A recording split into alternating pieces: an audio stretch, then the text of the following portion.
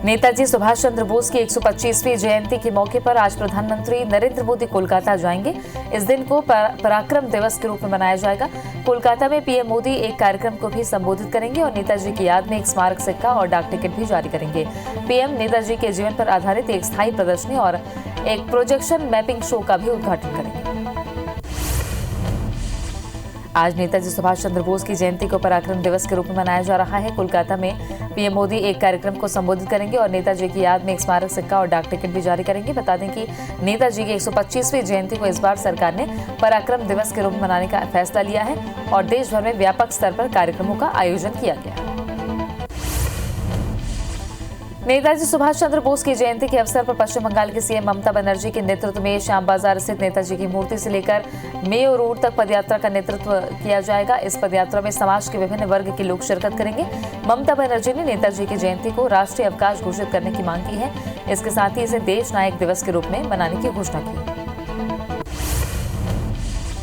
स्वतंत्रता सेनानी नेताजी सुभाष चंद्र बोस की आज 125वीं जयंती है। आज के दिन को भारत सरकार ने पराक्रम दिवस के रूप में मनाने का फैसला लिया है। आज देश भर में नेताजी पर कई कार्यक्रम का आयोजन किया जा रहा है। बता दें कि आज ही के दिन क्रांतिकारी सुभाष चंद्र बोस का जन्म साल 1897 में हुआ था। उनका जन्म ओडिशा के कटक शहर में हुआ।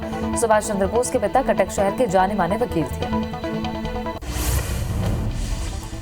प्रधानमंत्री नरेंद्र मोदी आज असम दौरे पर भी जाएंगे। पीएम शिवसागर जिले स्थित जेरेंगा पठार में रहने वाले भूमिहीन लोगों के लिए 1.5 लाख भूमि पट्टा आवंटन प्रमाण पत्र वितरित करेंगे। असम के स्थानीय लोगों के भूमि अधिकारों की रक्षा के लिए तत्काल कार्रवाई की आवश्यकता को ध्यान में रखते हुए असम सरकार ने व्यापक नई भूमि नीति बनाई। बंगाल चुनाव को लेकर दिल्ली में चुनाव आयोग की आज अहम बैठक होने वाली है। हाल ही में चुनाव आयोग की टीम ने पश्चिम बंगाल का दौरा किया था। बंगाल में होने वाले चुनाव के लिए चुनाव की तारीखों का जल्द ऐलान हो सकता है।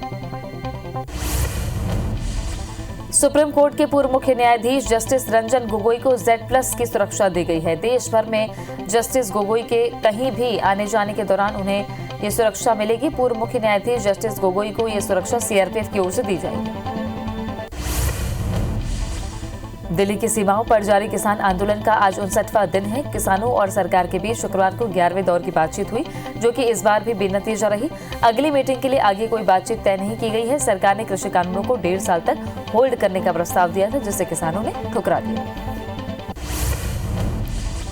सरकार और किसान संगठनों के बीच 11वें दौर की वार्ता बेनतीजा रही। किसान कृषि कानून रद्द करने की मांग पर अड़े रहे। वहीं बैठक में सरकार ने कहा कि हम कृषि कानूनों पर 1.5 साल तक रोक लगाने के लिए तैयार हैं। हम इससे बेहतर कुछ नहीं कर सकते।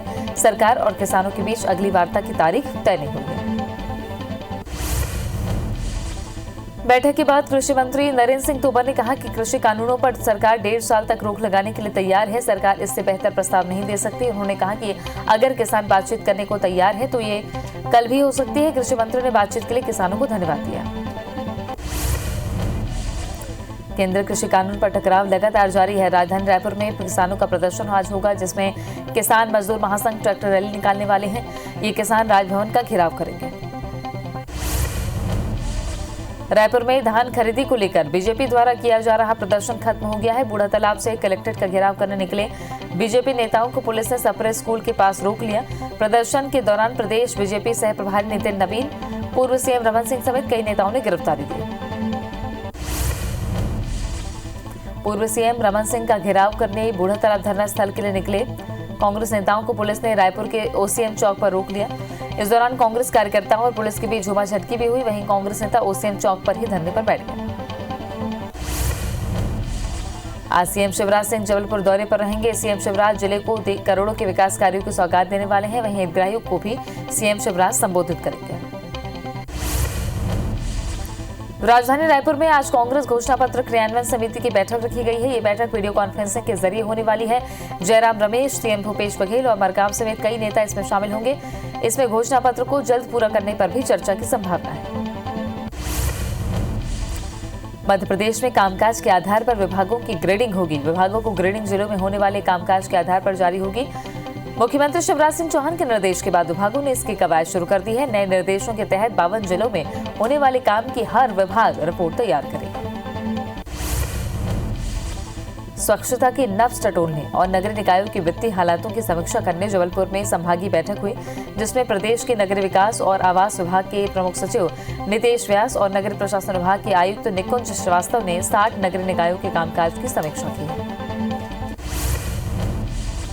ग्वालियर नगर निगम में फाइलों के गुम होने पर रोक लगाने के लिए निगम आयुक्त ने एक आदेश जारी किया है। अब डाक बुक में एंट्री होने के बाद ही फाइल किसी अन्य विभाग को भेज जाएगी। इससे पहले तत्कालीन निगम आयुक्त अनय द्विवेदी ने भी फाइलों को डाक बुक में दर्ज होने के बाद ही एक स्थान से दूसरे स्थान पर भेजने का आदेश जारी किया था।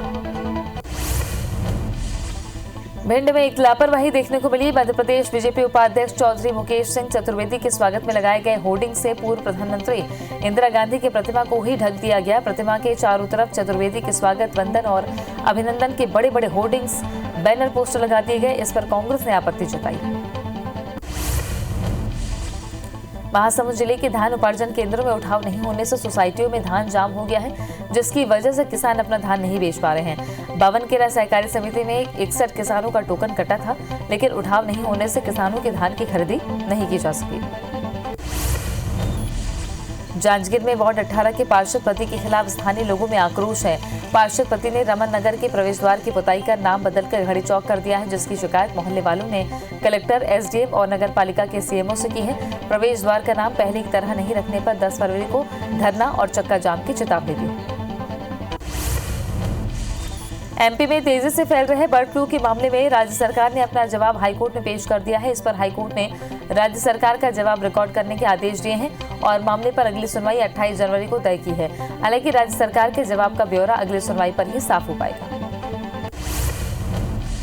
जगदलपुर में आयोजित बीजेपी के धरना प्रदर्शन के बीच एक शख्स ने कार्यकर्ताओं से झूमा झटकी शुरू कर दी। पुलिस ने जैसे तैसे व्यक्ति को अपने काबू में किया और उसे पकड़कर कोतवाली थाने ले गई।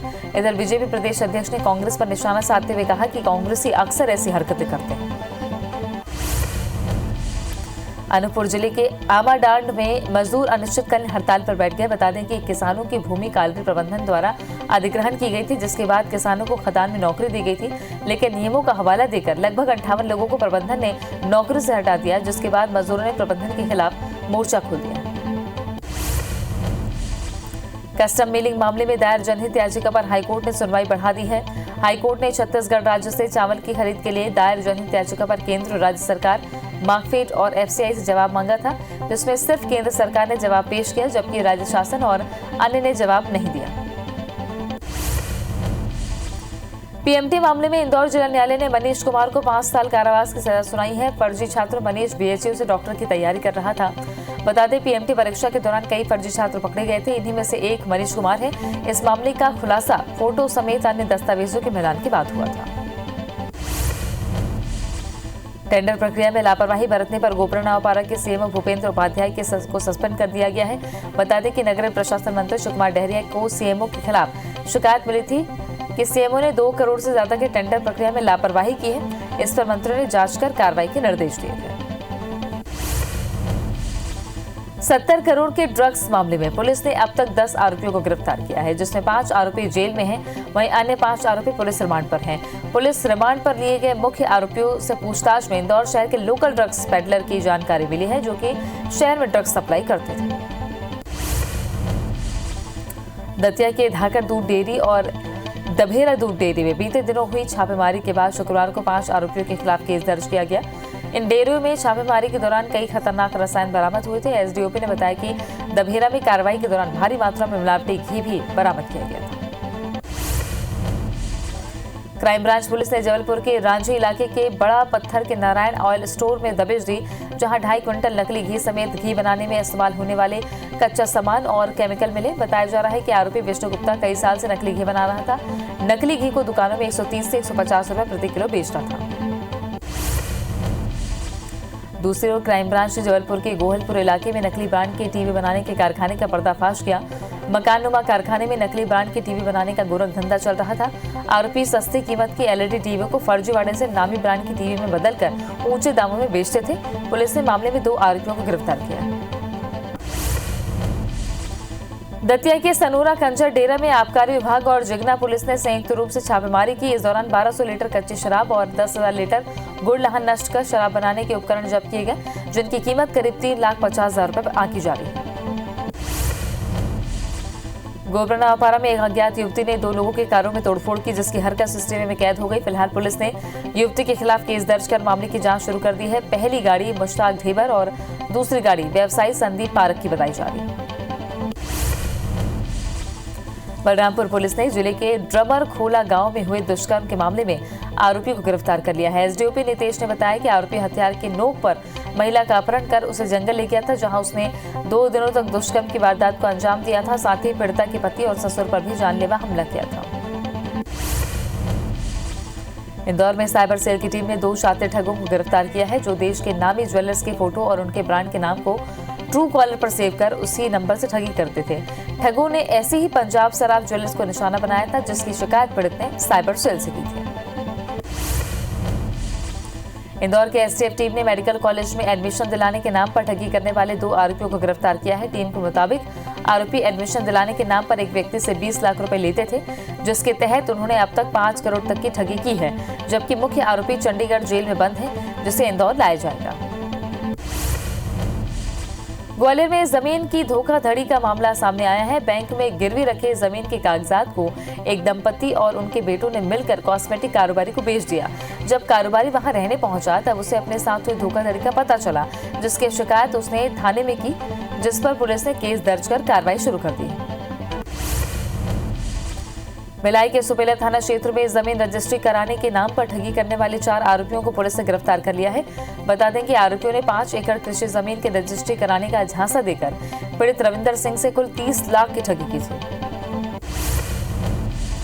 कबीरधाम जिले के किसान से लूटपाट करने वाले 2 आरोपियों को पुलिस ने गिरफ्तार कर लिया है। आरोपियों में सोमनाथ यादव और जयप्रकाश दुबे शामिल हैं। बता दें कि आरोपी इससे पहले भी लूट की वारदात को अंजाम दे चुके हैं। पुलिस के मुताबिक आरोपियों ने चाकू दिखाकर खम्हारिया गांव के किसान से हजारों रुपए लूट लिए थे। रायसेन में नौकरी दिलाने के नाम पर लगभग 160 छात्रों से धोखाधड़ी का मामला सामने आया है। छात्रों ने दीनदयाल उपाध्याय कौशल योजना के तहत सेंटर संचालक पर धोखाधड़ी का आरोप लगाते हुए हंगामा किया और थाना कोतवाली पहुंचकर आरोपी सेंटर संचालक पर कार्रवाई की मांग की।